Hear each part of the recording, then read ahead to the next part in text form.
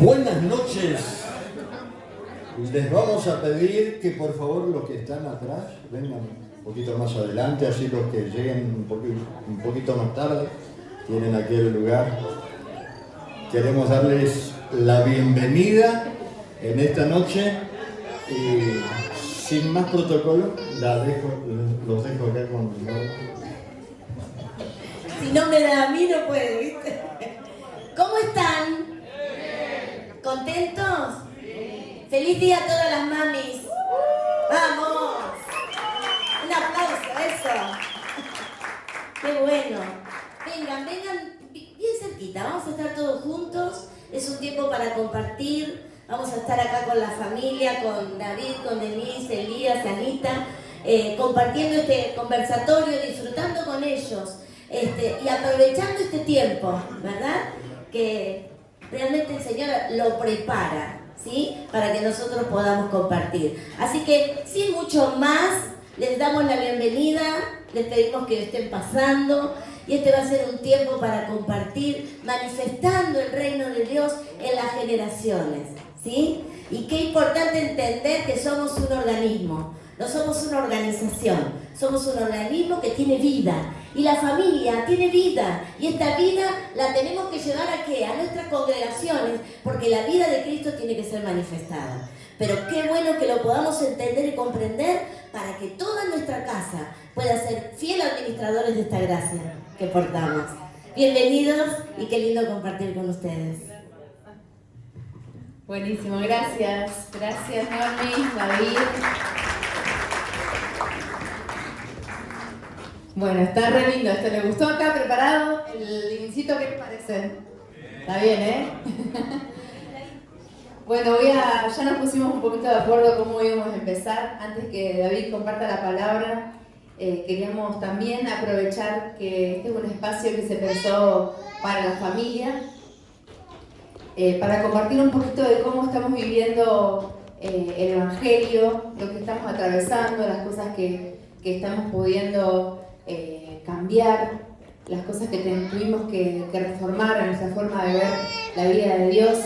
Y quería empezar primero diciendo que somos una familia que ya nuestros papás eran cristianos, y eso hizo que nosotros siempre estuvimos como en los ambientes de, ¿no es cierto?, de gente cristiana, de gente que ama a Dios, que sirve a Dios. Sin embargo, por cuestiones de la vida, de un tiempo a esta parte, más o menos en el 2013, 14, 15, surgió un hambre por que esto sea más real en nosotros.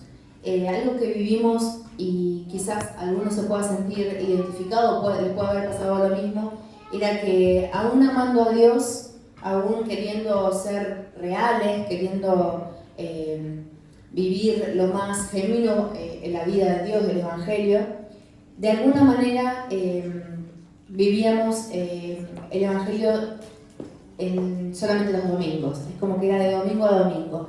Y como que en la semana hacíamos más o menos lo que nos podíamos, lo que nos parecía, un poco siempre intentando tener buen testimonio, de poder evangelizar a alguien y demás, pero como que no, nos costaba un poquito ver que esto era una vida. Y por acá quería empezar yo.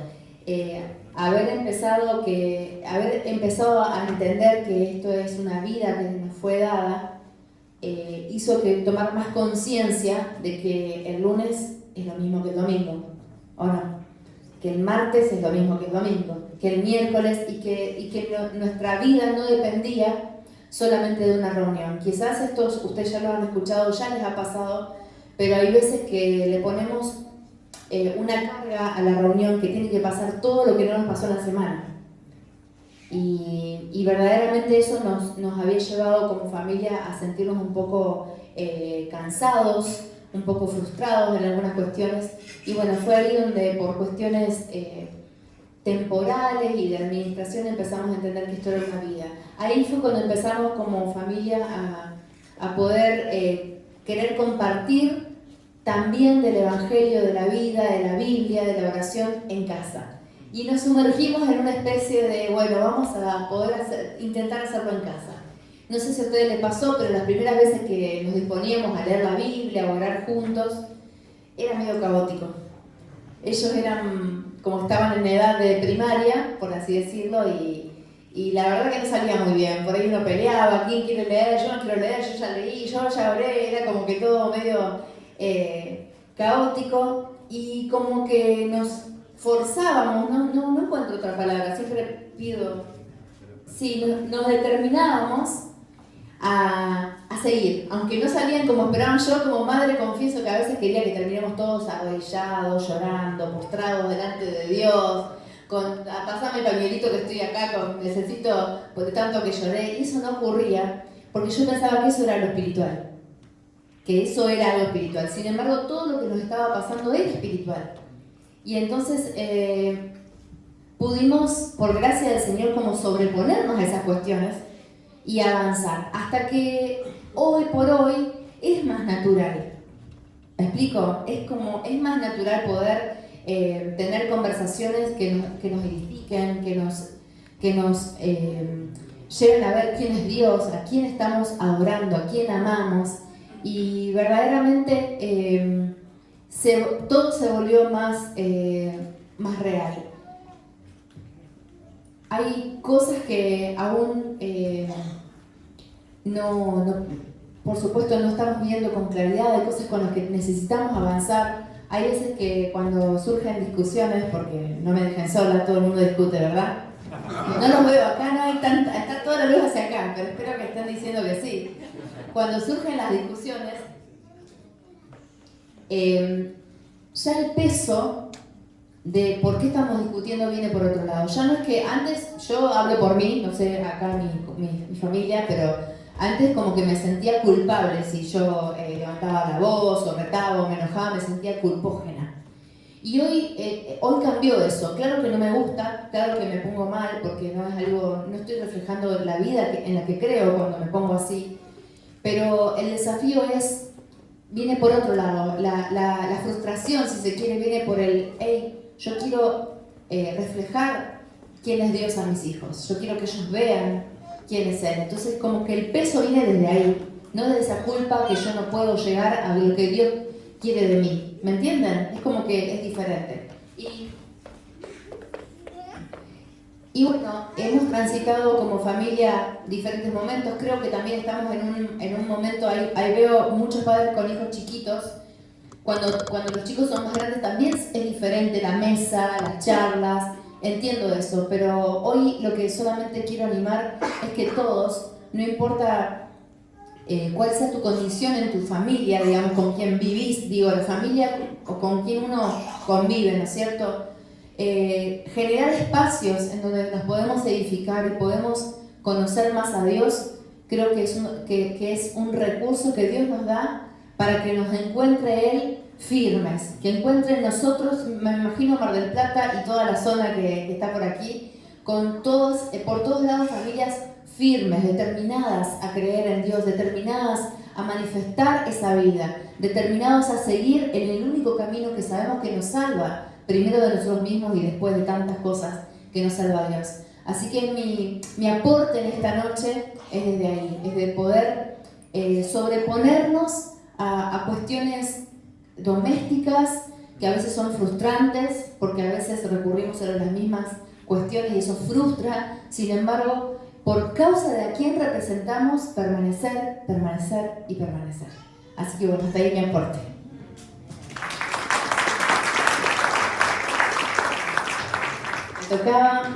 Yo me había notado, no miré nada. Me tocaba presentar, para que no interrumpir, a David es mi esposo, Elías tiene 22 años, está estudiando en la universidad, y Ana tiene 18 años, los dos están estudiando psicología. Después, por favor, me ayudan por allá a la salida porque voy a estar rodeada.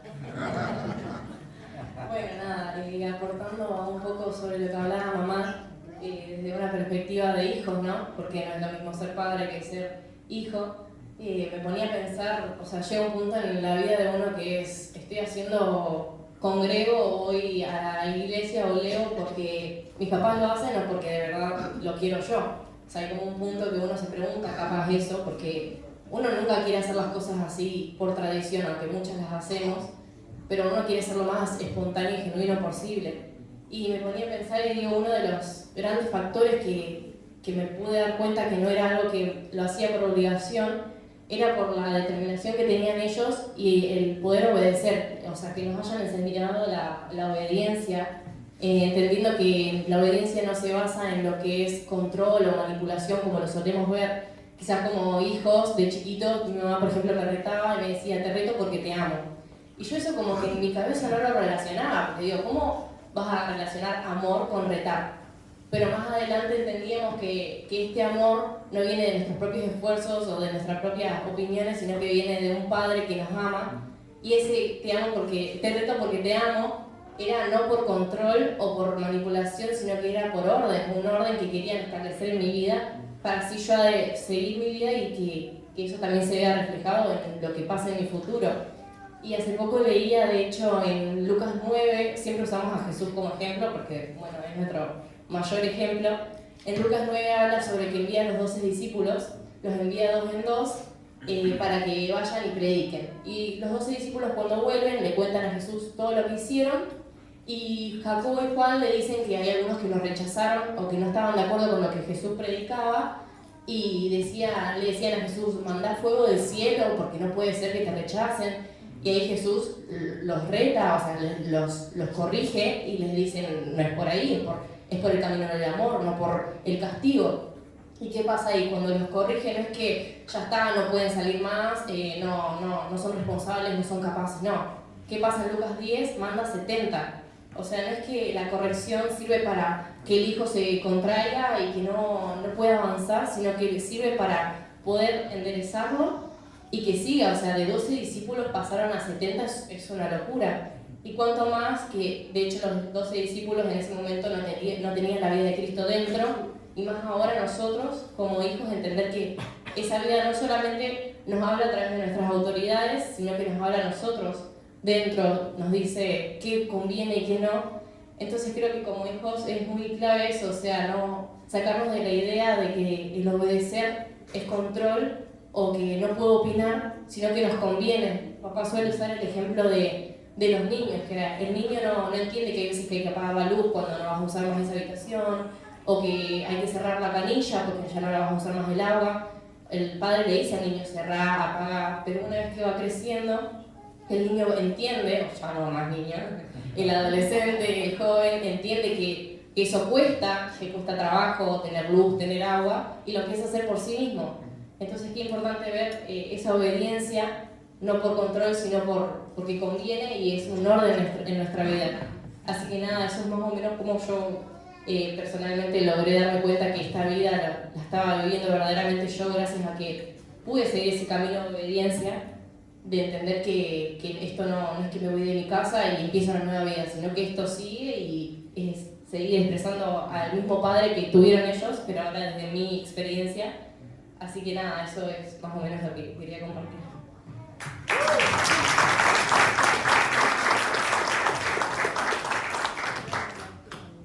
Bueno, ¿cómo están? ¿Bien? Qué alegría, de verdad, como familia es una honra poder estar entre ustedes, nos sentimos en casa, nos sentimos en familia. Nosotros venimos de Rosario, Funes, un pueblo al lado, pero entendemos que la iglesia es una, la iglesia es el cuerpo de Cristo y nos sentimos entre hermanos. ¿No les pasa que sienten cuando se juntan con alguien que cree que tiene la misma fe, que se siente como hermanos abrazados, no? Así que bueno, esa es la sensación y lo que sentimos hoy. Y bueno, parte del aporte que queremos traerles, también pensaba en el sentido de sacar un poco, si bien hoy estamos nosotros acá como familia, no estamos buscando ningún mérito, de verdad, esto no lo hemos hablado en familia, no estamos buscando ningún mérito personal, ningún beneficio propio, sino el ser iluminados por el Señor. Acá no hay, como bien sabemos, no hay judío ni griego ni ninguna distinción, somos todos iguales, pero avanzamos en madurez. Entonces eso es algo que hemos aprendido en familia. Si bien vemos, por ejemplo, que... sí, me tengo que sacar, perdón. Siempre suelen ser nuestros padres los que están adelante, los que nos insisten, vayan a la iglesia, congréguense. ya llega un punto que por la gracia del Señor Él nos ilumina y empezamos a valorar toda esa formación, como bien hablaba Ana. Al principio puede parecer como una obligación, porque bueno, gracias a Dios tenemos a nuestros padres para guiarnos. Puede ser una obligación en un principio, pero cuando avanzamos a la madurez, cuando avanzamos en la conciencia de su vida en nosotros, porque eso fue lo que hizo la cruz. La cruz fue lo que nos devolvió el acceso a la vida, de la que habíamos muerto, ¿no? Ahora papá va a explicar mucho mejor esto. Pero bueno, crecer en esa conciencia nos salva de, por ejemplo, pensaba cuando era chico, era algo que me repetía siempre papá, es que no importa lo que te moleste, no importa el bullying que te haga, porque bueno, es algo que suele pasar en ámbitos escolares, ¿no? Mayor es el que está en vos. Entonces, por ahí de chiquito no entiendo cómo mayor es el que está en mí. Claro, uno cuando va avanzando en madurez, cuando va aprendiendo, sabe que hay una vida dentro nuestro que tiene que crecer. Entonces, en base a eso, muy gracioso, por ahí había ciertas circunstancias en la escuela, como que de chiquito era como buenazo, no sé. Me agarraron de punto y resulta que, bueno, me venían a molestar. ¿Y qué hacía yo? Corría. Literalmente, para que no me molesten o para no pasar por esa situación, corría, entendiendo claramente que para no pasar eso y no poder, claro, en los recreos. Cursábamos y a la salida me esperaban, bueno, que agarraba yo, corría, bueno. Pero el punto es yo entendía, capaz que no entendía, pero sabía que mayor era la vida que estaba en mí. Entonces, no le daba importancia a lo externo, gracias a unos padres que me supieron educar de chiquito. Siempre pienso... No, claro, bueno. Además, manera de correr, de verdad. No, y pienso qué importante es el no cuando somos chicos. No vayas por ahí, no hagas esto, te conviene. Por ahí estamos muy frecuentados a dar muchas explicaciones, no, porque esto, porque lo otro.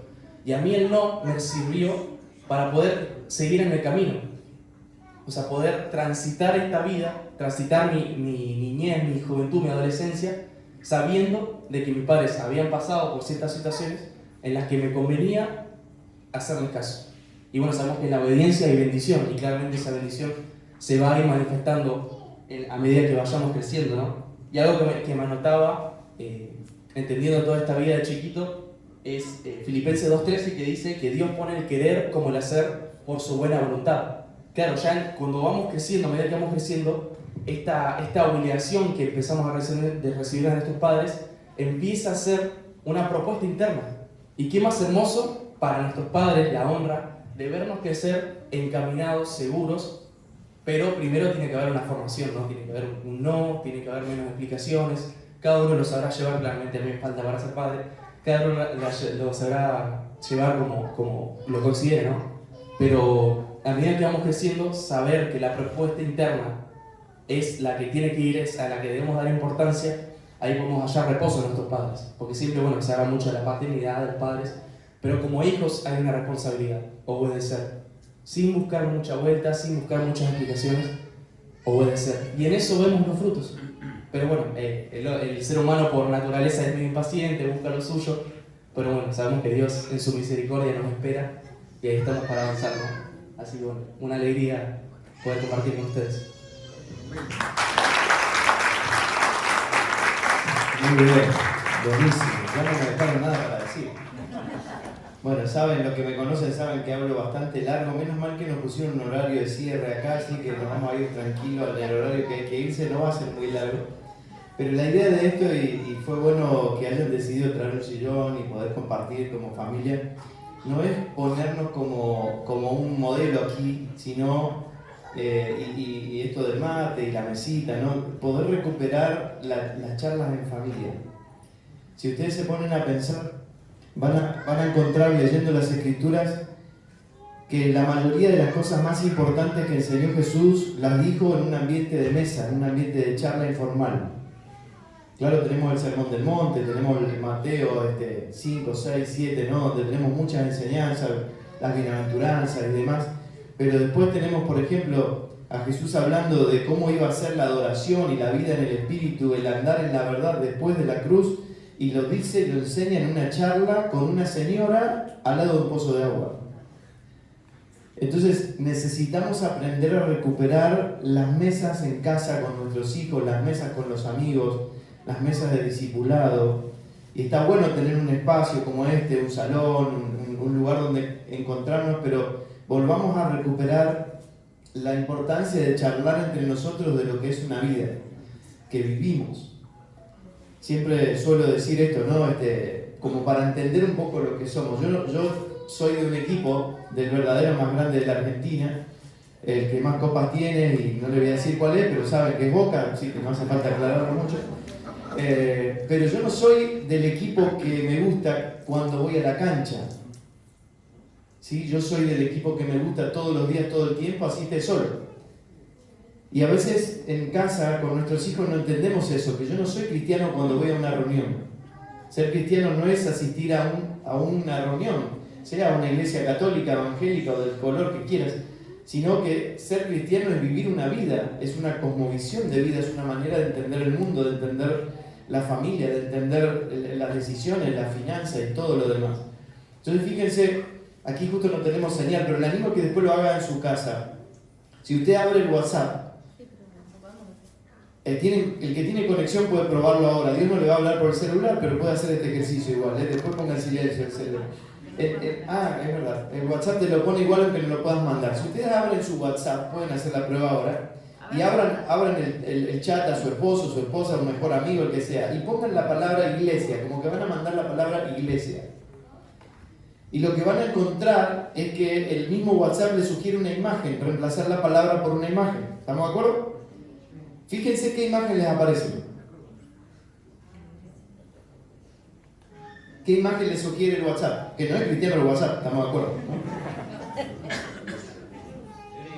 ¿no? La imagen de un edificio. Un edificio, una casita, dos techitos, una cruz encima. Ahora, está claro, ¿no? Porque somos creyentes que la Biblia enseña que la iglesia no es un edificio. La iglesia es el cuerpo de Cristo, por ejemplo, dice la Biblia. O sea, cabeza Cristo, la iglesia su cuerpo, es la misma persona. La iglesia, en otras palabras, es Cristo en la tierra. La iglesia es la familia de Dios, dice la Biblia. La iglesia es un campo de labranza. La iglesia, se habla de la iglesia como la esposa de Cristo. En Efesios 5, por ejemplo. Fíjense que hay diferentes figuras que la Biblia menciona que es la iglesia, pero nunca menciona que es un edificio. ¿Por qué será que un sistema que no tiene nada que ver con la fe, ni la espiritualidad, ni de ningún tipo, ni de cristiano, ni de musulmán, ni de ningún tipo de cualquier religión que haya en el mundo, es un sistema laico, neutral, que cualquier ser humano en todo el planeta usa, tiene una definición de una palabra tan importante como es iglesia? Porque la iglesia ha mostrado eso, la iglesia ha expresado, nosotros somos la iglesia, y le hemos mostrado al mundo que la iglesia es un edificio. Entonces fíjense qué importante es volver a tomar el sentido de lo que vivimos como algo cotidiano. Déjenme leerles como para comenzar a compartir algunas cosas. En 1 Juan capítulo 5, como para que vean que no estamos inventando nada, no venimos aquí a inventar una teoría que creemos, sino poder respaldarla en lo que está escrito, ¿no? Y esto es interesante que Juan está escribiendo esto hace 2000 años.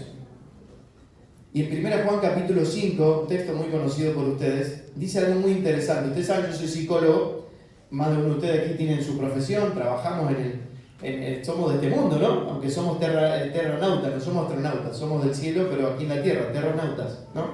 Con mentalidad del cielo en la tierra. Pero estamos en el mundo, vivimos en el mundo, hacemos negocios, nos vinculamos con las personas, yo atiendo en mi consultorio todos los días. Y Juan dice acá algo muy interesante. Nosotros, dice el versículo 7, aceptamos el testimonio humano, pero el testimonio de Dios vale mucho más porque es el testimonio que Él mismo ha dado acerca de su Hijo. ¿Qué está diciendo Juan aquí? No hay problema con que uses la sabiduría humana. Puede ser psicólogo, puede ser abogado, puede ser contador público, albañil, ama de casa, maestro, lo que sea que te apasione hacer en este mundo para llevar adelante la vida. Y usamos lo que el mundo, la humanidad tiene para decir. Pero Juan está diciendo, lo que Dios tiene para decir es mucho mejor. Y dice, el que cree en el Hijo de Dios acepta este testimonio, el testimonio de Dios, que opina Dios. El que no cree a Dios le hace pasar por mentiroso por no haber creído el testimonio que Dios ha dado acerca de su Hijo. Y de nuevo dice que el testimonio que Dios da es acerca de su Hijo, acerca de Cristo. Y el testimonio es este, porque no lo va a dejar a la imaginación, lo va a definir Juan aquí. Dice, el testimonio es este, 2 puntitos. Que Dios nos ha dado vida eterna, no es que nos va a dar vida eterna después que muramos, sino que ya nos ha dado vida eterna. Y esa vida está en su Hijo. ¿Por qué les dije recién lo de Boca? No, el equipo favorito que usted tenga. Yo soy de mi equipo todos los días. No lo soy cuando voy a un lugar. Yo soy cristiano todos los días, no cuando voy a una reunión, como en este momento. Algunos zafan, ¿no? Porque dicen, oh, qué bueno, fin de semana largo, nos vamos a vacaciones, no vamos a ir a la iglesia, como si fueran 2 vidas. Pero es una sola vida. No es mi vida de oración, mi vida de deporte, mi vida de trabajo, mi vida de familia, es toda una sola vida y esa vida está compuesta por muchas cosas. Pero para Dios, fíjense cómo Dios define la vida, que es lo que necesitamos entender. Repito, el testimonio es este, que Dios nos ha dado vida eterna y esa vida está en su Hijo. El que tiene al Hijo de Dios tiene la vida, el que no tiene al Hijo de Dios no tiene la vida. O sea, ¿qué es lo que Dios está diciendo? Desde la perspectiva de Dios, la vida es su Hijo, la vida es Cristo. No es ir a una reunión, no es tener rituales religiosos, no es tener costumbres evangélicas o católicas o protestantes o el nombre que le quieras poner, sino es vivir una vida. Entonces, como vivimos una vida, ¿cómo no va a pasar esto? O sea, debiera ser lo más normal del mundo esto que estemos charlando en casa o en el viaje. Tenemos ahora 7, 8 horas de vuelta a casa y es lo más normal agarrar un libro, leer juntos, escuchar música, hablar de lo que es nuestra vida. Imagínense que ella tiene 18, el día 22, nosotros vamos a cumplir ahora 25 años de casado y un día yo aparezco y digo, chicos, gente, yo quiero contarles, yo soy psicólogo. ¿Sería normal después de tantos años que yo aparezca con una novedad que en realidad es mi vida de todos los días? A veces escuchamos a los padres decir, uy, no sé cómo hablar de mis hijos, de Dios, de la fe, ¿cómo hacemos para orar, leer la Biblia juntos? Como si fuera algo que tenemos que venir a introducir en la familia, cuando en realidad es la vida que debiéramos vivir. No tiene que ser para ellos una novedad que yo vivo a Dios todos los días, porque lo vivo. A no ser que finjamos la vida. Por eso, por ejemplo, Pablo le reconoce a Timoteo la fe no fingida que vio en su abuela, en su mamá, la está viendo ahora en él. O sea, hay 3 generaciones, Dios es multigeneracional. Entonces Pablo está diciendo, mirá, la verdad que estoy impactado, la misma fe que vi en tu abuela, y usa la palabra fe no fingida, porque la fe se puede fingir. En otra carta Pablo dice, su amor sea sin fingimiento, porque el amor se puede fingir. Pero fíjense qué interesante, lo único que no se puede fingir es estar vivo. O estar muerto, ¿no? Yo puedo decir estoy muerto, me cierro los ojos, me hago el desmayado y viene un médico, viene la ambulancia de emergencia, en 3 segundos me pone un estetoscopio y se da cuenta que mi corazón está latiendo, estoy vivo. Entonces fíjense, Pablo le reconoce a Timoteo, veo la fe no fingida en tu abuela, la vi en tu mamá, ahora la veo en vos. Y 2000 años después estamos hablando de Timoteo, podemos buscar en la Biblia y leemos a Timoteo. O sea, fíjense el impacto que tiene vivir una vida no fingida, produce tal impacto que pueden pasar cientos de años, miles de años y todavía se puede estar hablando de una persona que se crió en una casa, no perfecta, porque les dejo la tarea, lean Hechos 16, donde Lucas escribiendo el libro de los Hechos describe la familia de Timoteo y menciona que su papá era griego, su papá no le había enseñado nada del judaísmo ni del cristianismo que acababa de comenzar. ¿No? La cruz había pasado hacía poquito tiempo y por causa de los judíos dice que Pablo tuvo que circuncidar a Timoteo, ya era grande y no había sido ni siquiera circuncidado, o sea, no había crecido formado espiritualmente hablando por su papá. Pero de esa casa aparentemente desordenada, porque hay una abuela con fe no fingida, una mamá con fe no fingida, sale un colaborador de Pablo que hasta el día de hoy podemos hablar de él. Y ese es el impacto que tiene vivir la vida. Ahora, ¿por qué esto tiene tanto impacto? Porque Dios lo diseñó así. Si ustedes se acuerdan, la hoja 1 de la Biblia menciona cómo Dios creó todo, ¿no? Y una de las cosas más importantes que encontramos que el clímax de la creación es Dios creando el matrimonio y la familia. Y hay 3 palabras muy importantes de la hoja 1 de la Biblia que yo tengo que entender, porque si no entiendo esa primera hoja no entiendo nada del resto de la Biblia. Lo cual muchas veces es una tragedia, como nos pasó a nosotros. Denise mencionaba algo de eso, ¿no? Yo soy tercera generación de creyente, por mi lado nuestros hijos son la cuarta generación de creyente, pero Denise es la cuarta generación de creyente, y por el lado de ella, nuestros hijos son la quinta generación de creyente. Y había cosas que ellos ya tenían 12, 13 años cuando empezamos a hacer esto que decía Denise, de empezar a hablarlo en casa y poder comprometernos más con nuestra fe. Había cosas que 5 generaciones después de creyentes nosotros no se las podíamos explicar o ellos no podían entender. Por ejemplo, estas 3 palabras que menciona Génesis 1. Génesis 1 dice que Dios nos hizo a su imagen y semejanza, ese es su propósito eterno, su deseo eterno, porque dice que Dios en la eternidad, antes de crear el ser humano, pensó, vamos a hacer al ser humano a nuestra imagen. La imagen es como una foto. Cuando ustedes vieron la plaquita que veníamos nosotros 4, no éramos nosotros, era nuestra imagen. Estos somos nosotros. Estábamos los 4 ahí abrazados, estaba muy linda la foto, pero en realidad la foto, si hoy ustedes vienen y encuentran 4 personas diferentes a lo de la foto, sería una estafa, porque no éramos nosotros. La imagen es una de las palabras más importantes que encontramos en la hoja 1 de la Biblia. Dios nos creó para que cuando la creación nos vea, lo vea a Él.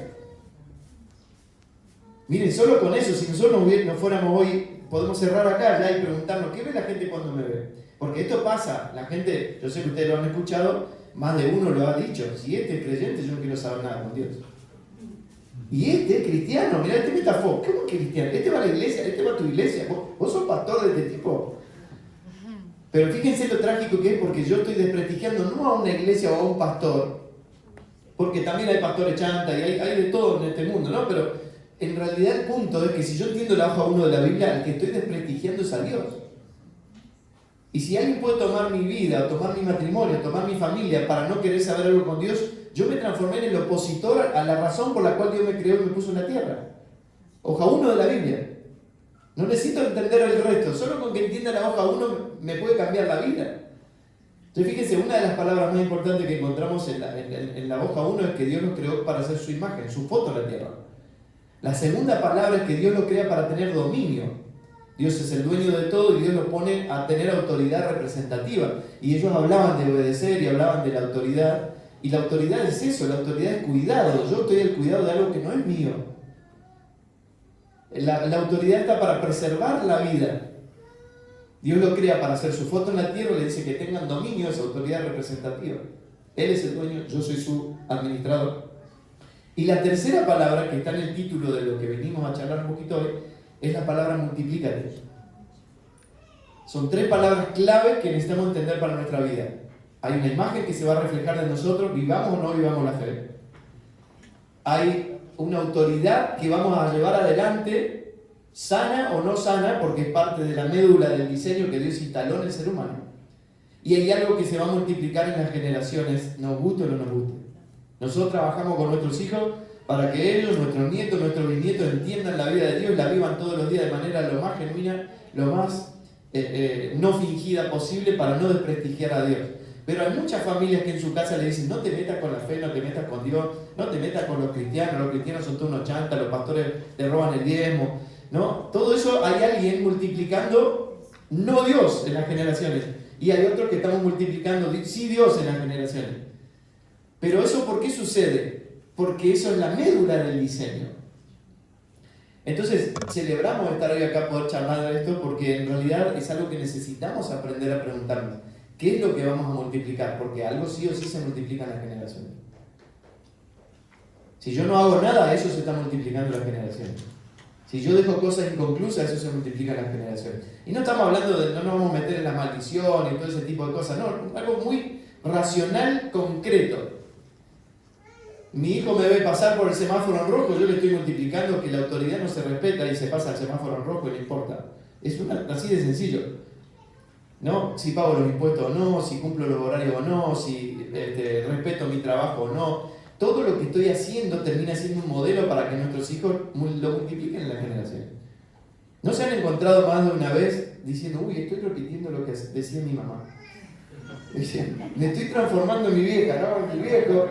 ¿No? Porque es inherente al ser humano, está metido en nosotros. Ahora, si yo estoy consciente de esto, por eso les digo, son 3 palabras de la hoja 1, que si tomo conciencia, empiezo a ser determinado en ser intencional en qué voy a reflejar como imagen, qué autoridad voy a ejercer, si va a ser una autoridad que representa bien a Dios.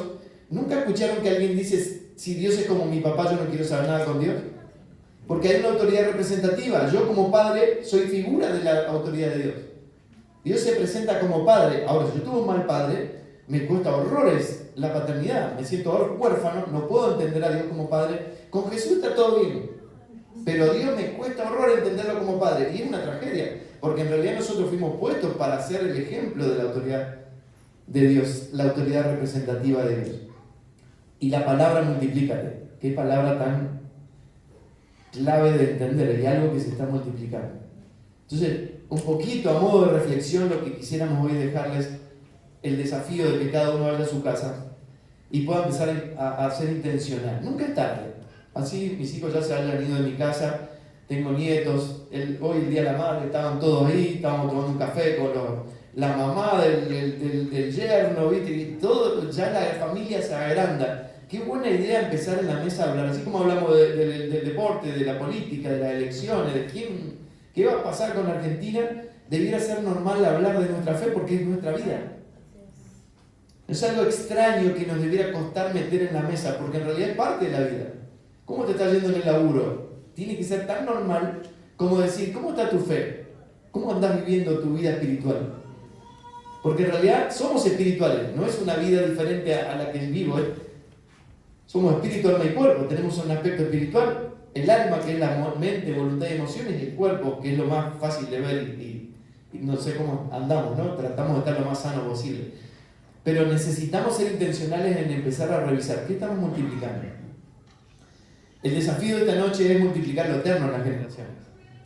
Porque lo que Dios creó en la hoja 1 de la Biblia es la intención de que su vida fuera multiplicada en las generaciones, su imagen fuera multiplicada en las generaciones, su autoridad representativa fuera multiplicada en las generaciones. El problema, y ustedes saben toda la historia ahí del Génesis, ¿no? En la hoja 3, es muy fácil ver cómo todo colapsó. Ellos desobedecen, se desconectan de Dios, mueren espiritualmente. Y en el capítulo 5, ahí nomás cerquita de la hoja 1, nosotros leemos que Adán empezó a tener hijos conforme a su propia imagen y a su semejanza. Y es una tragedia que el ser humano ha empezado a multiplicar en las generaciones algo que no es Dios, algo que nos aleja de Dios. Un monstruo interno que todo el tiempo nos impulsa a desobedecer, a no sujetarnos, a hacer lo que se me da la gana, no querer que nadie me diga qué hacer. Y eso es la vida que tenemos hoy. Entonces, lo que necesitamos empezar a hacer es a decir, ok, ¿qué vamos a multiplicar? Porque fuimos creados para multiplicar lo eterno en las generaciones, multiplicar la vida de Dios en las generaciones. No multiplicar una cultura o una costumbre religiosa. Porque multiplicamos, sí, religión. Yo soy católico porque mi mamá era, mi papá, mi abuelo. O soy evangélico porque... Y no tengo idea qué significa. Entonces eso es un desastre. Yo tengo que vivir una vida real. Vivo esto porque esto creo que es la vida.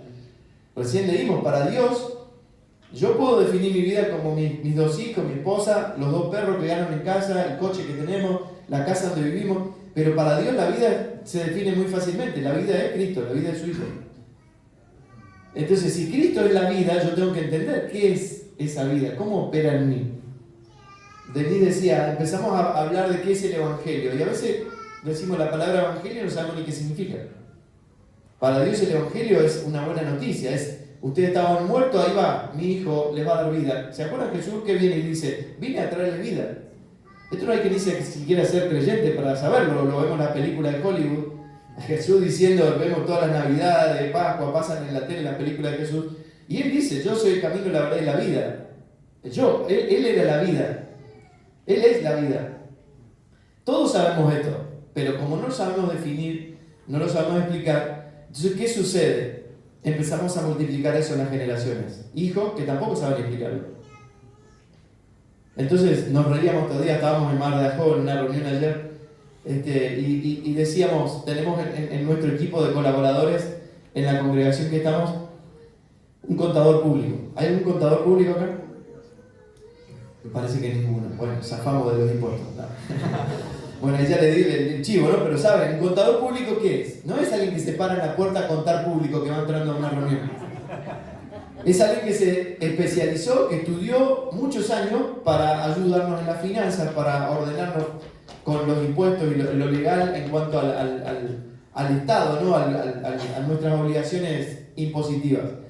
Fíjense que ni siquiera el sentido común me permite hacer lo que a mí me parece que debiera hacer. Imagínense, yo estudié 5 años, 6 años, no sé, el tiempo que me lleve en la universidad, un día me recibo de psicólogo, me siento en un sillón como este, pongo un escritorio, una mesita y empiezo a poner alfajores, vengo a Habana, compro algún ofor, no sé, ¿cuál es la carne?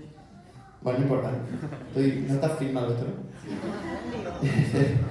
Y empiezo a poner alfajores, agua, golosinas, y viene la persona y digo, oh, me siento mal, estoy angustiado, mira, toma, llévate un alfajor, comete esto, tomate esta gaseosa, te va a subir el azúcar, te vas a sentir bárbaro, chao, es tanto la consulta.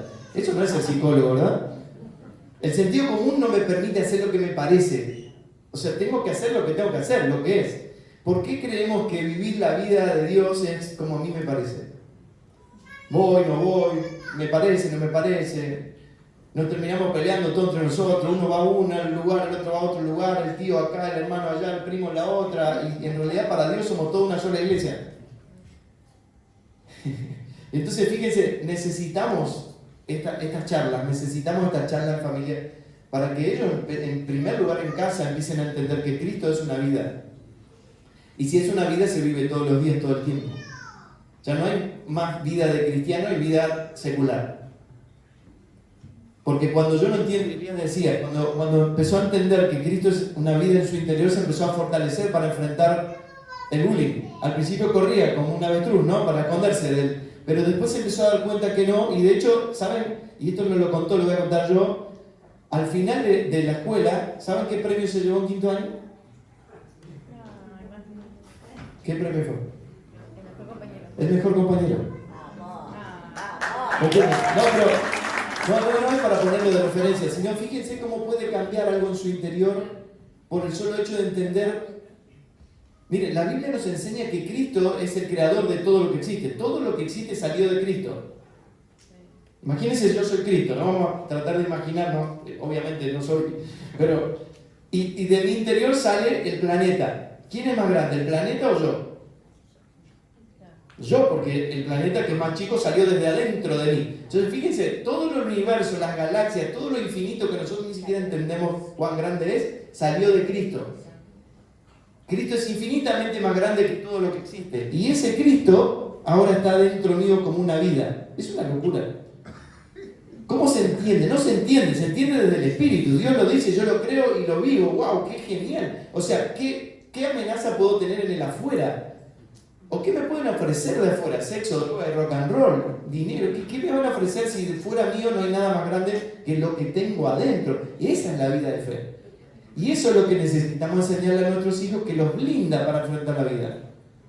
Porque no hay amenaza afuera, porque adentro mío tengo algo más grande. Entonces, ¿qué hacen ellos? No se agrandan como galleta en la leche, sino que están seguros de sí mismos. No por una autoestima barata de yo puedo, soy el campeón del mundo. No, es una autoestima basada en algo sólido, en algo que es la fe, que es mucho más grande que lo que me puedan sacar. Porque miren, ¿qué pasó en la pandemia? En la pandemia nos cerraron todas las iglesias. Bueno, nadie podía salir, ¿verdad? Nadie podía reunirse, nadie podía ir a la misa, a la reunión, a encontrarse con sus hermanos. ¿Y la fe terminó? No, la vida seguía estando en nuestro interior y estuvo tan igual que siempre. Somos tan amados, tan benditos, tan escogidos, tan hijos de Dios como siempre. Claro, si yo no lo entiendo, me desespero. Y estoy en una casa con mis hijos tan desesperados como mi vecino de al lado que no es creyente. Con el mismo temor, las mismas preocupaciones, algo no está bien. Porque nosotros debiéramos estar por encima de las circunstancias, porque tenemos en nuestro interior una vida que excede las circunstancias. No significa que estar en Cristo nos va a ir todo bárbaro. No, te puede ir igual que el vecino, puede perder el trabajo, se te puede morir un hermano en un accidente, un hijo en un accidente, te podés enfermar, te puede agarrar cáncer. Pero la vida interna que tenemos no cambia ni un milímetro, porque es Cristo. Entonces, esa es la vida que necesitamos entender en familia y poder multiplicarlo en las generaciones. Nuestra responsabilidad como padres es garantizarle a Dios que su vida va a ser multiplicada en las generaciones. Para eso, como decía, tengo que entender qué es lo eterno, es el siempre presente de Dios. ¿Qué dice Dios en el inicio? ¿Qué es lo que Él pensó? ¿Cuál es su propósito eterno? Es darse a conocer a través de personas que viven su vida. Eso está en la hoja 1 de la Biblia, crearnos como su foto. ¿Qué es lo que espera Dios? Que yo sea una autoridad representativa, tenga dominio sobre la tierra, representándolo bien. De manera que cuando nuestros hijos crecen, no tienen problema con Dios como padre, porque tuvieron un buen representante como padre. Perfecto, no, ellos le pueden contar, pregúntenle de verdad, después al final salúdenlo, che, ¿tu viejo qué onda? ¿Vive esto? ¿Qué dice? Y le van a decir, mi viejo es un cabezón, se equivoca, a veces grita, a veces se enoja, pero una y otra vez que buscamos ser genuinos, reconocer nuestro error, tener estas mesas redondas y decir, hijo, mira, perdón, se me soltó la cadena, ese fui yo, no es Cristo que está en mí, porque al entender que Cristo es una vida en nosotros, ¿saben lo que crece en nosotros? La conciencia de querer honrar esa vida. Correcto.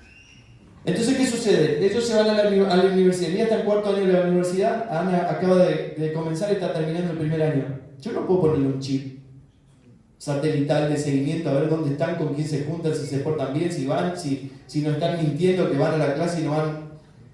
¿Qué hicimos? Trabajar en ellos, que tengan la conciencia de Cristo como vida en su interior y que ellos se comprometan con honrar esa vida. ¿Tienen buenas juntas? ¿Van a hacer algún chanchullo? ¿Van a estafar a alguien? ¿Van a hacer algo que no tienen que hacer? Yo creo que no, porque deciden honrar la vida que tienen adentro. No es esto de ir a un lugar que te dicen, esto tenés que hacer, esto no, esto de buen cristiano, esto no. No es una lista que seguimos, sino una vida que vivimos, y cuando somos conscientes de esa vida se expresa todos los días, todo el tiempo. A ver, déjenme explicarle así para a ver si entendemos cómo funciona. Nosotros tenemos una vida en nuestro interior, ¿verdad? En la vida humana, estoy diciendo, saquemos la vida espiritual, la vida biológica.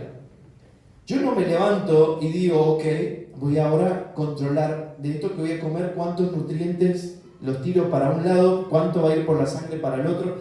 Funciona solo. Voy a salir a correr, entonces ahora le voy a decir a mi corazón que bombee sangre a los músculos porque lo voy a necesitar y que no mande tanto sangre al estómago porque no estamos haciendo la digestión ahora. No funciona así. Pero fíjense cómo nosotros en la vida espiritual lo hemos pensado así. Bueno, ahora voy a orar, ahora voy a ir a la reunión, no voy a ir a la reunión, no tengo ganas, no voy a leer la Biblia, como haciendo fuerza cuando en realidad debiera ser algo que naturalmente sucede. Es una vida, Cristo en nosotros es una vida inteligente, una vida que tiene la habilidad para vivir. A un pez no le enseñás a nadar, aparece en el agua y nada. Bueno, ahora vamos a enseñarle a todos los peces a respirar bajo el agua. No, la misma vida que tiene todo para vivir lo que tiene que vivir. Eso es Cristo en nosotros. Dios ya puso en nosotros una vida. Porque ¿saben qué es lo que hizo Dios? Y a mí me encanta, les suelo decir a ellos, ¿no? Y hace tiempo que hablamos de esto, la tecnología de la cruz, la hablamos yo, ¿no? Porque un día que pasó, ya vimos, en el origen esto se perdió, el ser humano desobedeció, ¿no? Se desconectó de Dios, murió espiritualmente. Y entonces Dios tiene que proveer la cruz. ¿La cruz qué hace? Manda a su hijo como un acto diplomático para recuperar todo lo que él había perdido. Jesús viene y dice, yo vine a recuperar lo que se había perdido. Y entonces en la cruz ¿qué hace? Viene y nos da vida, viene y nos recupera para Dios. Y entonces ¿qué es lo que hace Dios? Se garantiza que lo que Él diseñó en la hoja 1 de la Biblia funciona. Si ustedes buscan Colosenses 1, el apóstol Pablo escribe que Cristo, que Él es la imagen visible del Dios invisible. ¿Sí? Si Cristo es la imagen del Dios invisible, significa que Él es el que puede mostrar a Dios. Porque Él es la foto, la imagen de Dios. ¿Me siguen? Y si Él es la imagen de Dios y Él está en mí, ¿qué es lo que sucede? Que se cumple la hoja 1 de la Biblia. Yo vuelvo a recuperar el diseño. Cristo en mí es la imagen del Dios invisible. Ahora Dios puede ser visto en la tierra por medio de Cristo que está en mí. Y eso empieza en la casa. Y esa es mi responsabilidad. Poder trabajar para que el propósito eterno de Dios se cumpla. Ahora, eso me mete en otro punto que necesito saber. Para multiplicar lo eterno en las generaciones, primero tengo que saber cuál es el propósito de Dios. ¿Para qué nos creó? ¿Para qué estamos aquí? Segunda cosa muy importante que tengo que entender es el pacto en el que estoy viviendo. Dios siempre se manejó por pactos. Se manejó, habló con Adán, hizo un pacto. Habló con Noé, hizo un pacto. Habló con Moisés, hizo un pacto. Con David, hizo un pacto. No sé si esto se está muriendo o... Ok. Pero me escuchan, ¿verdad? ¿Ninguno se durmió? Avisen si no apagamos un poquito más la luz para que duerman. Entonces, miren, Dios hizo pactos con diferentes personas. Pero nosotros no nacimos antes de la cruz. No nacimos en la época que Jesús anduvo caminando por la tierra, ¿no? Nacimos después de la cruz. Estamos en el año 2023. ¿En qué pacto estamos hoy? ¿Cuál es el pacto que opera hoy? Hoy no estamos en el pacto de David, hoy no andamos en el pacto de Moisés, matando ovejas, sacrificando. No, o sea, algo cambió. No Dios, porque sigue siendo el mismo, pero la forma en que Dios se vincula con el ser humano cambió. Necesitamos conocer eso. Es un pacto entre Dios y el Hijo, es un pacto en Cristo, donde ahora nosotros estamos incluidos en ese pacto y vivimos una vida, ¿no? Entonces, como familia necesitamos entender el pacto, y ese pacto me lleva al tercer punto que necesitamos entender, que es, que decía Denis, ¿no? ¿Qué es el Evangelio? Ustedes los evangelistas, no es eso el Evangelio. El Evangelio es una persona, el Evangelio es Cristo. El Evangelio es la buena noticia. Yo estaba muerto, porque gracias al amigo Adán estamos todos muertos. Recién leímos en 1 Juan, ¿no? Para Dios todo el que está en Cristo está vivo y el que no está en Cristo no está vivo. Desde la perspectiva de Dios, desde el Espíritu, ¿no? Y un espíritu muerto. Entonces, cuando yo me encuentro con Cristo, me uno a Él, vivo, vuelvo a nacer de nuevo. Mi espíritu vuelve a vivir y ahora estoy metido en una realidad espiritual. Eso es el Evangelio, la buena noticia, que estaba muerto y ahora por Cristo puedo vivir. Que estaba en tinieblas, ahora por Cristo estamos en luz.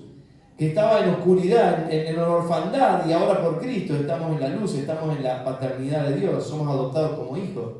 ¿Sí? Entonces, fíjense cuánta trascendencia tiene entender que es una vida. Si ellos entienden que Cristo es una vida y que Cristo es todo, ¿qué significa que ellos quieran irse fuera de Cristo? Que se van a la nada. Cristo es todo, fuera de Cristo, nada. Cristo es la vida. Él es la vida, fuera de Cristo, muerte. Él es la paz, fuera de Cristo, no hay paz. Él es la luz, fuera, oscuridad. Tinieblas, luz.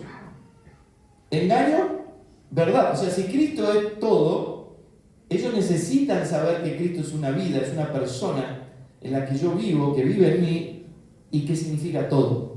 Por eso es una vida. O sea, fíjense, no es religioso, es una manera de pensar, de vivir, de interpretar la vida. Entonces salgo a la vida y aparece una hermosa mujer en mi consultorio. Hace 25 años que trabajo en el consultorio y he tenido más de una vez que llegar a casa y decirle, no sabes lo que me pasó hoy, me tiraron onda. De verdad. Es muy lindo. Bueno, menos mal que no se escucha lo que decís. Miren, ¿qué sucede? Yo estoy solo en un consultorio, ahora ya no, hace como del 2018, no sé si usamos el otro.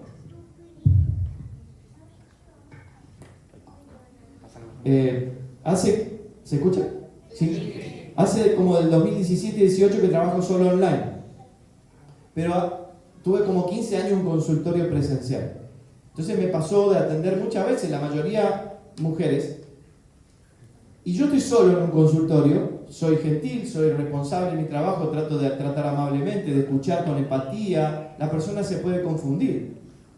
Pero yo trabajo, el psicólogo no es como el médico que tiene 10 esperando afuera y uno atrás del otro, viste, que te atiende unos minutos. Yo estoy una hora con una persona, 45 minutos. En la sala de espera no hay nadie. Yo tengo mucho tiempo para hacer lo que quiero o ponerme de acuerdo con la persona y encontrarme en otro lado. Mi esposa no está, no me puso un chip satelital, no hay una cámara que me esté tomando. ¿Cuál es la única garantía que tiene mi esposa de que yo le sea leal, de que yo la honre? Es que yo entienda que Cristo es una vida en mi interior y decida honrar esa vida. ¿Soy tentado? Claro que sí. Pero en la tentación, ¿qué sucede? Si decido honrar esa vida, primero honro al Señor y por eso honro a mi esposa. Se me ofrece un negocio turbio, hacer dinero fácil. Digo que sí y gano unos mangos y deshonro a Dios que vive en mí. ¿Desprestigio el Evangelio, desprestigio la iglesia, desprestigio a Dios mismo? ¿O decido perder unos mangos pero honrar a su vida que está en mí? Porque mire, yo me pongo a ver pornografía, Cristo está en mí. Engaño a mi esposa con una mujer o con un hombre, como hoy vale todo, ¿no? Y Cristo está en mí. No se va a ningún lado. Entonces, crecer en ese entendimiento y decidir honrar su vida en nosotros nos blinda para todo lo que en este mundo puede ser una amenaza. A nosotros en lo personal, a nosotros como matrimonio, a nosotros como hijos sobre todo. También pensaba, siempre hablamos de bueno, la vida que debe crecer en nosotros, ¿no? Pero pensándolo para los hijos, específicamente, bueno, lo que estamos todavía viviendo con nuestros padres, esto también nos toca a nosotros, no es toda la responsabilidad de nuestros padres. Lo mismo pasa con la obediencia, esto que mencionábamos antes. Cuando yo decido no obedecer a mi padre, no lo estoy obedeciendo a ellos. Ellos me dicen, bueno, no hagas esto, y se van de la casa. Yo en ese momento tengo toda la posibilidad de desobedecer, hacerlo, ellos nunca se enteraron. Pero claramente, como venimos entendiendo, estoy deshonrando a la autoridad que Dios dispuso en ellos. Entonces ahora, creciendo en esa conciencia, yo con el impulso que sale de la carne, de no querer obedecer, no lo estoy deshonrando a ellos, estoy deshonrando a Dios. Y también a ellos en eso, ¿se entiende? Entonces no es una amenaza, sino es crecer en la conciencia de que hay una vida que honro o deshonro en cada paso que doy. Genial. Ahora, vamos a ir terminando. Qué bueno que va a ser corto hoy. Porque puedo hablar. Ayer en Mar del Plata hablé como 2 horas. No, sigamos, dijeron, hasta que venga la comida. La comida se tardó, le digo, bueno, pero ven, que es tan apasionante y tanto para hablar que poder no terminar más, ¿no? Pero déjenme mostrarle con una historia en la Biblia que ustedes conocen, pero que nos viene bien recordar, porque esto no es una cuestión de que todo sea perfecto. Nosotros hemos pasado por muchas situaciones difíciles. Claro, porque muchas veces si no se aprende por revelación, como ahora que te lo estamos contando, aprender por trituración. O sea, vas a pasar por golpearte y vas a aprender por las malas, ¿no? Pero, ¿qué le pasa con los hijos, no? Le decimos, no haga, no vaya, no suba a la escalera, le decimos, ¿no? A la hija de los chicos, ¿no? Fede, pobre Fede, ya te mandé el frente. Pero ¿qué pasa? Fede va y la busca y la chica quiere aprender por los golpes, se va a caer y un día va a aprender que tiene que cuidarse, ¿no? Entonces, pasa que a veces yo digo, uy, si hubiera obedecido hubiera sido mejor. Me acuerdo, muchas veces mi papá tenía razón y yo quise mandarme solo. Entonces, no significa ser una familia perfecta, no significa que todo esté resuelto. Hemos perdido bienes, hemos perdido cosas, hemos pasado situaciones difíciles, pero lo que nos ha sostenido en el tiempo fue la determinación de vivir esto como una vida. Y tratar de crecer en el entendimiento de qué significa y ser cada vez más peritos, más expertos, más entendidos en cómo funciona esta vida en nosotros. Pero miren, para que veamos que esto no se trata de que todo vaya bien, sino que aún en medio de las situaciones hostiles es donde Dios espera ser visto y esto funciona realmente, porque el Evangelio sí funciona. Hay una historia en el libro de Génesis 45, ustedes la conocen muy bien, que es la historia de José. Empieza unos capítulos antes, pero en el capítulo 45 está el momento, el clímax de la historia cuando José se encuentra con sus hermanos. Y es una historia muy interesante porque José es de esos tipos que van, viste, de gloria en gloria, de éxito en éxito, pero para atrás, ¿no? Al fondo, de mal en peor, y vos decís, ¿dónde está el fondo? Porque si toco fondo empiezo a subir, pero él va al fondo, le va cada vez peor, y al final de su historia, él es el mano derecha del emperador de Egipto, del rey de Egipto, ¿no? La nación más poderosa de la tierra. Él le está haciendo bárbaro, o sea, él es, no sé, como ser el vicepresidente de Estados Unidos.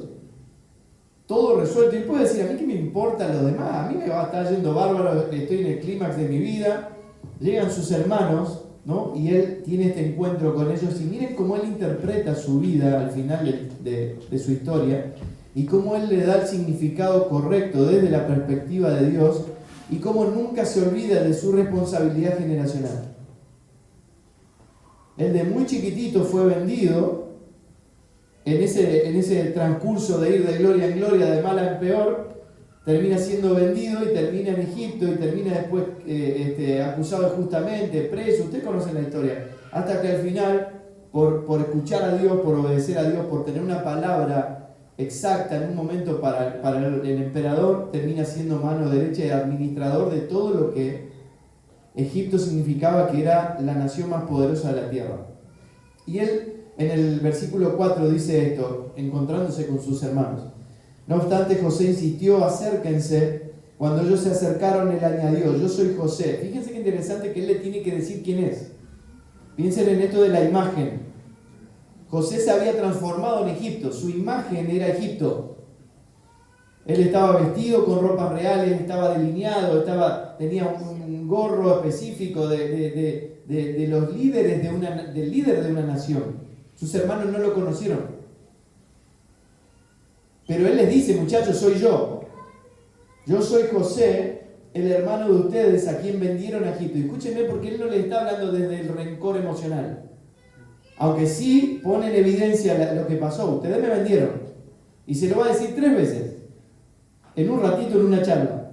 Le dice, muchachos, yo soy José, a quienes ustedes vendieron a Egipto, pero ahora, por favor, no se aflijan más, ni se reprochen el haberme vendido. Porque imagínense esto, tremendos cabezones que fueron, lo vendieron, le mintieron al papá que había muerto, hicieron toda una historia, y ahora se encuentran frente a frente con este tipo que es más poderoso del mundo. O sea, están fritos, o sea, empiezan a temblar las rodillas y el tipo dice, estamos al horno, porque que dimos por muerto y lo vendimos y mentimos a papá, nos puede hacer boleta ahora. Entonces ellos están con miedo y él dice, no se preocupen, no se aflijan, no se reprochen el haberme vendido. Segunda vez que se lo dice, pues, y miren lo que dice, en realidad fue Dios quien me mandó delante de ustedes para salvar vidas. A mí me vuelve loco leer esto que diga José, esto al final de su vida tan dura y tan difícil, y que en una circunstancia tremendamente dura de su vida él pueda reconocer que en realidad Dios estuvo en el asunto. El para es propósito. ¿Para qué Dios produjo todo esto? ¿Qué hizo Dios con toda mi historia? Lo transformó en salvar vidas. Entonces miren, y él dice, en realidad, claro, siempre hay 2 realidades. Una realidad la que yo veo y otra es la realidad de Dios de la historia. Una es la vida que yo veo, y como leímos recién, la realidad que Dios considera vida, que es Cristo. Depende de qué realidad veo, es la manera en que voy a vivir. Entonces le dice, ustedes me vendieron, pero en realidad fue Dios el que produjo que todo esto sucediera para que yo esté hoy acá para salvarles la vida. Desde hace 2 años, la región está sufriendo de hambre y todavía faltan 5 años más que no habrá siembras ni cosechas. Por eso, escúchenme lo que dice, por eso Dios me envió delante de ustedes a propósito, para salvarles la vida de manera extraordinaria y de ese modo asegurarles descendencia sobre la tierra. ¿Ven el multiplicador de Génesis 1? El plan nunca cambió, Dios sigue teniendo el mismo plan. Tenemos que ser su imagen, tenemos que ser su autoridad representativa en la tierra y tenemos que multiplicar su vida en las generaciones. José está siendo una imagen. José está entendiendo que esa autoridad representativa puesta por Dios para salvar vidas. Y José está entendiendo que hay una multiplicación de la descendencia de las generaciones. Recuerden, José podría haberse lavado las manos. A mí me va bien, que se embrome los demás, fueron malos conmigo, a pelarse. No, bueno, no, se entiende el término. ¿No? A embromarse, arréglense, ustedes se la buscaron, siembra cosecha. Y sacamos lo sembraste, ahora está cosechando lo que sembraste. No, José interpreta desde la perspectiva de Dios su historia y vuelve a tomar el compromiso con representar a Dios.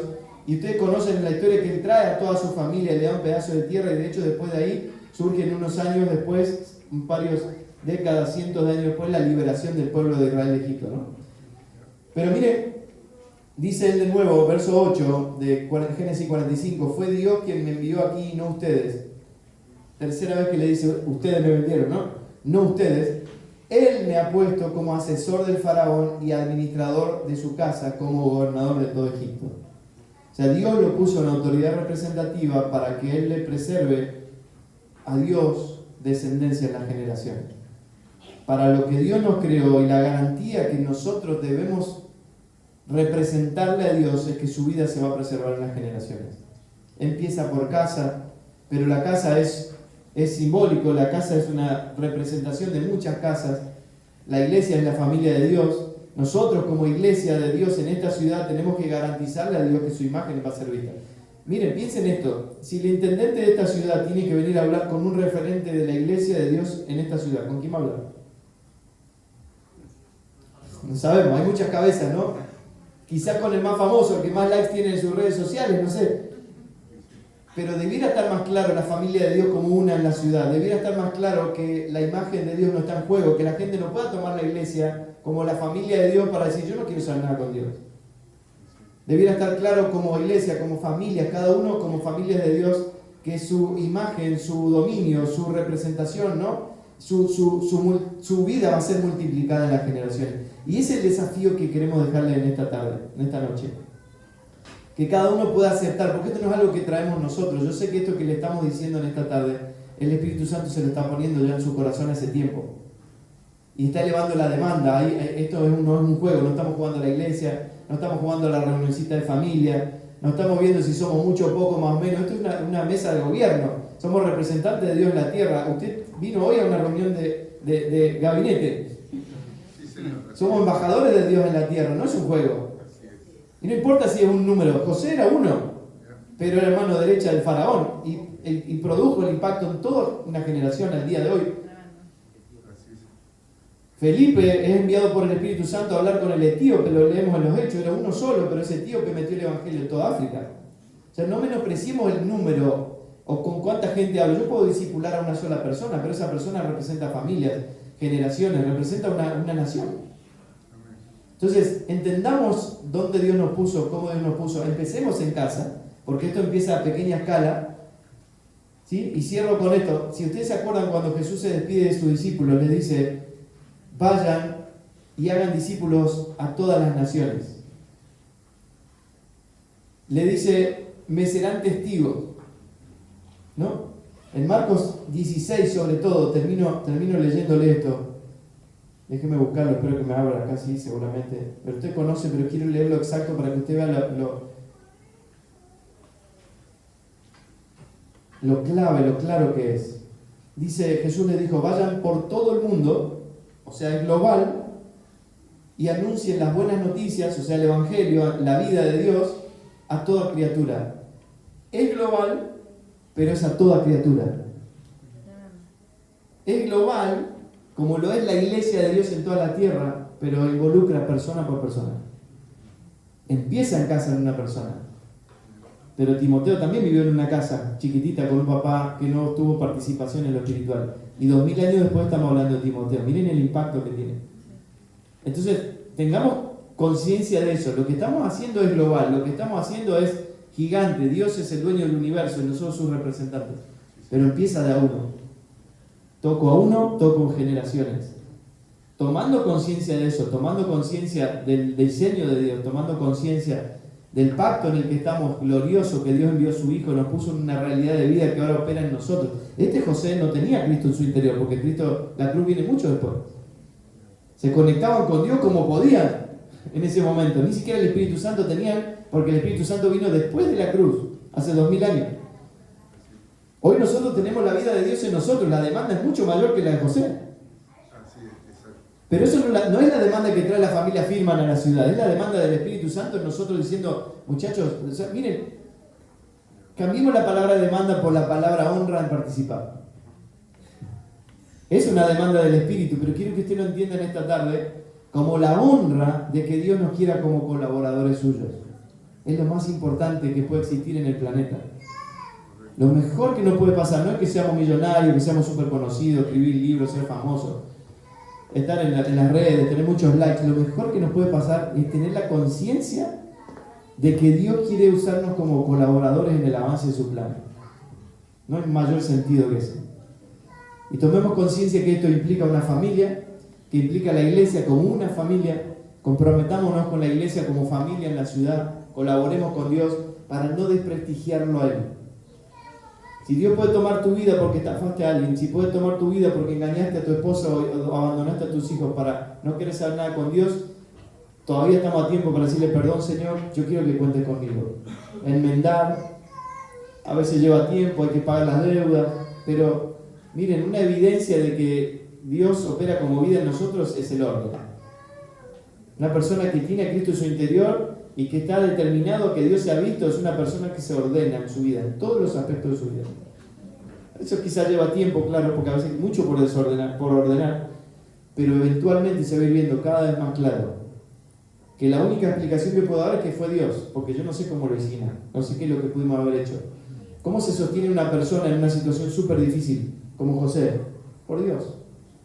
Dios es su fortaleza, Dios es su recurso, es una vida.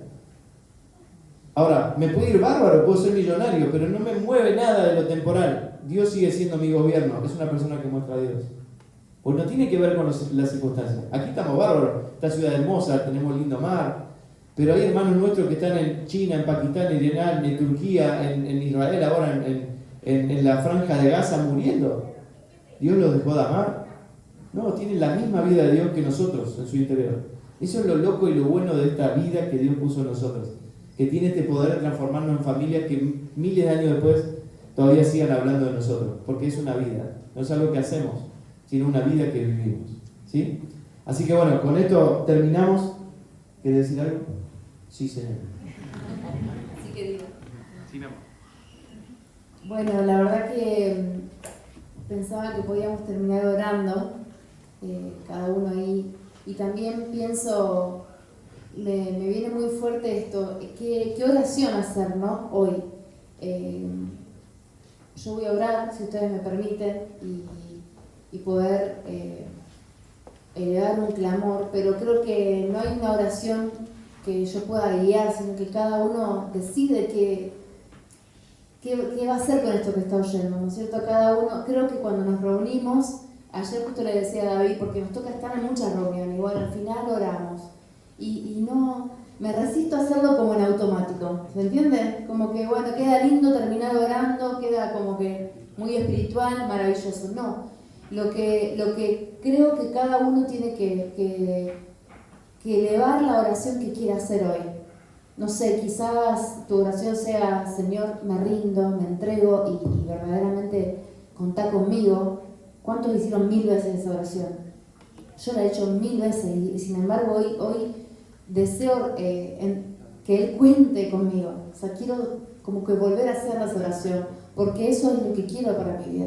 Quizás tu oración sea hoy, no entiendo muy bien, pero te necesito, desespero por ver esto que estoy escuchando. Quizás tu oración sea, gracias Señor, gracias por tu vida, gracias por esta conciencia de vida.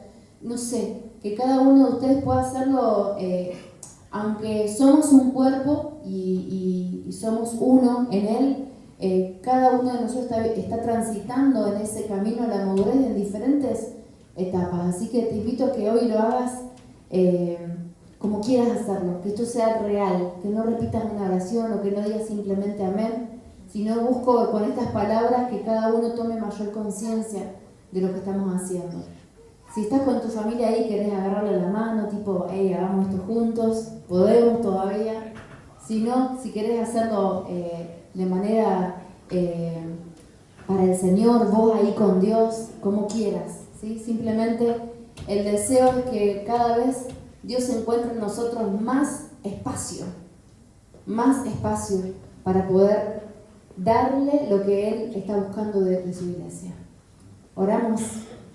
Te damos gracias, Dios, te damos gracias por este tiempo de estar juntos, de charlar, de conocerte, de reconocer quién sos. Primero que nada reconocemos tu grandeza, tu hermosura, el amor tan grande que nos tenés, tu inmensidad, tu majestuosidad, tu belleza. Contemplamos a tan grande Dios que nos impacta que nos participes, como decía David, la honra de participar en tu plan, de que la gente te conozca a través nuestro. Qué locura eso, Señor. Pero realmente hoy queremos una vez más decirte que cuentes con nosotros, que deseamos, Señor, que nuestra vida sea el reflejo de una vida entregada por amor a tus generaciones, Señor. Gracias. Gracias por esta honra de participar. Señor, quiero decirte que quiero que encuentres más espacio en mí, que te hagas grande en mí, que vayas creciendo, que crezcas en mi familia, que seamos representantes buenos de tu amor, de tu bondad, de tu misericordia. Señor, deseamos que esta plenitud que tenemos en vos, mucha gente la pueda vivir. Desesperamos muchas veces por dar a conocer esto, porque muchos conozcan este amor. Pero Señor, hoy somos un poco más conscientes que ser expresión de ese amor es el camino, es el camino. También ayudamos, darnos la valentía, la entereza, las palabras también para anunciar lo que creemos, que no solamente sea con nuestra vida, sino que nuestras palabras sean buenas, que al estar con nuestros compañeros, con nuestros familiares, con nuestros vecinos, con quien sea que estemos, Señor, encontremos y seamos prudentes y exactos para hablar tu evangelio, para comunicar lo que recuperaste en Cristo. Gracias te doy y te damos juntos por cada familia acá representada, por este espacio.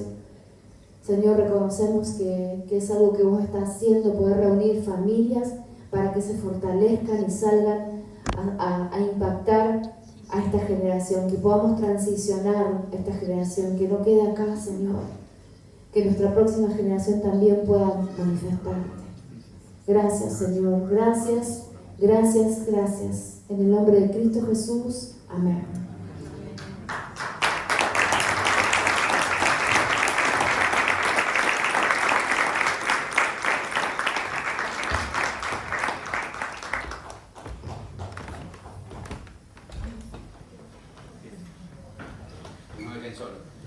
Bueno, qué lindo. Muchas gracias, gracias a Dios por este tiempo maravilloso, de verdad maravilloso.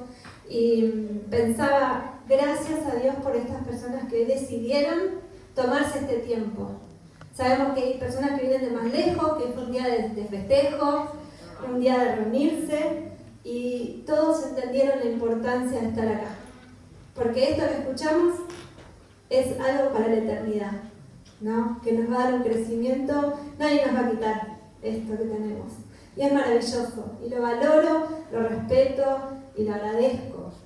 Y bueno, yo, ¿saben por qué oraba? Digo, ojalá hoy nadie pueda dormir pensando en estas cosas maravillosas, que llenen en la mente, que llenen el corazón, el entendimiento, que nos dé revelación. Oraba por eso, oraba para que todos tengamos esta revelación de un Dios grande que tuvo un propósito que nunca cambió para nosotros, que es que sigamos multiplicando esa vida de nuestro Señor Jesucristo acá. Así que gracias a todos por haber venido, gracias familia preciosa por estar acá. Bueno, yo también agradecidos, como decía Cris, a las familias que están acá en este día tan especial, a la familia Firman también por compartir lo que Dios pone en ellos. Y en este tiempo, bueno, nos tocó venir a mí y a Cris en el cierre. También le mandamos un saludo en la filmación a Emma y a Lau, obviamente, que son parte de esto y que tenían este espacio preparado. Y también quería invitar a todos los pastores representados hoy acá. Venga, vamos. Todo arriba, todos los pastores arriba. También para que todos nos vean, ¿no? Y para que nos reconozcan. Así que vamos, animarse. Si no los voy a empezar a nombrar, los tengo ya de acá, ¿viste? Vamos. Los pastores que están representados de las congregaciones, aquel que sea pastor de una congregación puede subir.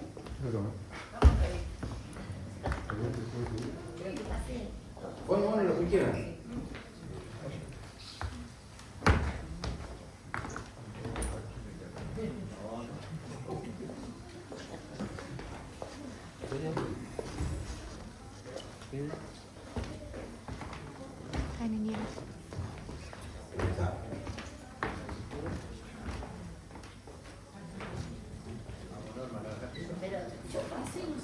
Las mujeres, venga. Fede. Ah, Fede. Vení, Fede. Fede, ahí está Fede, ahí está viniendo. Andaba con Pedro, cuidándonos a Pedro.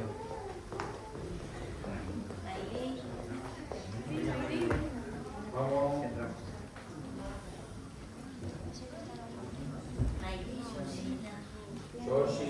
El que se queda abajo paga la cuenta en la cena de Vamos, Georgina, te veo la tiña, te conocemos. Te veo la escalera.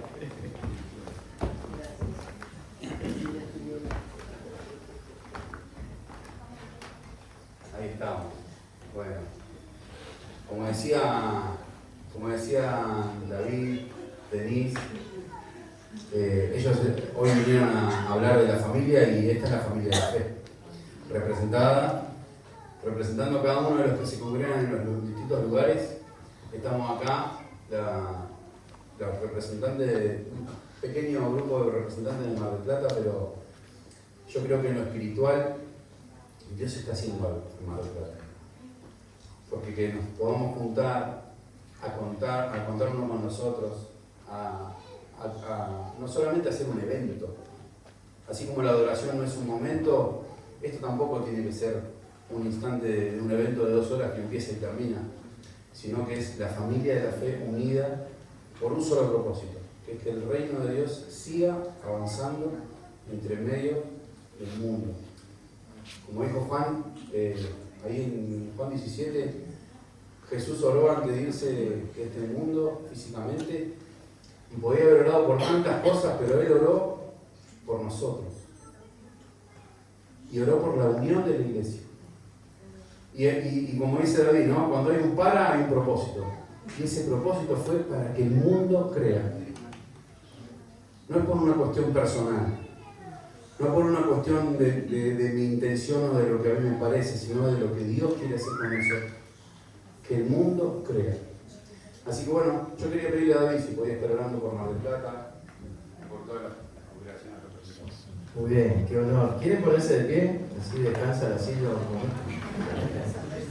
Así ya vamos cerrando. Qué honor. Qué lindo. Señor, te damos muchas gracias por esta noche.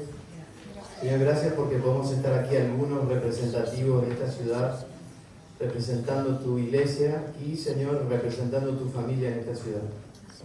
Señor, y entendiendo que tenemos el altísimo honor de representarte, Señor, te damos gracias por eso. Te damos gracias porque podemos ser tus representantes aquí en esta tierra, Señor, en este lugar, en esta ciudad, en esta provincia, en este país. Señor, gracias, te doy muchas gracias por mis hermanos que están aquí y aún por todos los que no conocemos, tantos hermanos siervos nuestros que están trabajando para colaborar con que las personas entiendan tu vida. Señor, oramos por la iglesia en Mar del Plata, hablamos bien de la iglesia en Mar del Plata, una iglesia gloriosa, poderosa, hermosa, una iglesia gloriosa que te representa, que sabe que es tu cuerpo, que es tu familia, que sabe, Señor, que está sujeta a ti, que eres la cabeza, Señor. Hablamos, Señor, de un tiempo en el que tu iglesia se manifiesta de manera nítida, clara, como fiel representante de tu imagen aquí, Señor. Que podamos representarte bien y que ninguno pueda tomar nuestras vidas, nuestros trabajos, la manera en que gestionamos la fe para no querer saber nada contigo, Señor. Perdonanos si alguna vez lo han hecho hasta ahora, pero tomamos el compromiso hoy de representarte fielmente, exactamente, de entender mejor el Evangelio, como oraba el apóstol Pablo. Oramos en esta noche que podamos recibir espíritu de sabiduría y de revelación para conocer tus misterios, para conocer la altura, la anchura, la longitud, la profundidad de tu amor que excede todo conocimiento, que podamos entender las riquezas de tu misterio eterno que es Cristo en nosotros, que podamos entender el pacto en el que estamos, que podamos ser fieles a ti, Señor, en este pacto, que podamos, Señor, representar tu imagen de manera nítida, que la gente, como decía Jesús, al vernos, te vea a ti, Señor, que vea al Hijo, vea al Padre, el Hijo está en nosotros, que tú seas visto en nosotros en este tiempo, cada día más claro, Señor. Te honramos, te adoramos en esta noche, no con una canción, sino con nuestra vida rendida a ti, con nuestras familias rendidas a ti, con los grupos, los ministerios que nos has dado para administrar sabiendo que son tuyos. Vos estás edificando tu iglesia. No es nuestra gente, no es nuestro ministerio, no son nuestras iglesias, son tuyas, Señor. Gracias, gracias, gracias. Te honramos y oramos y hablamos bien de toda esta ciudad, hablamos bien de toda esta provincia, hablamos bien de todo este país. Señor, hablamos bien de tu iglesia en la tierra. Señor, el reino avanza, el reino de las tinieblas no puede contra tu iglesia. Señor, lo creemos y lo vivimos, Señor. Te damos toda la gloria, la honra, la alabanza, el reconocimiento desde esta noche como el Rey de Reyes, el Señor de los Señores, en el nombre de Cristo el Señor. Amén. Amén. Amén.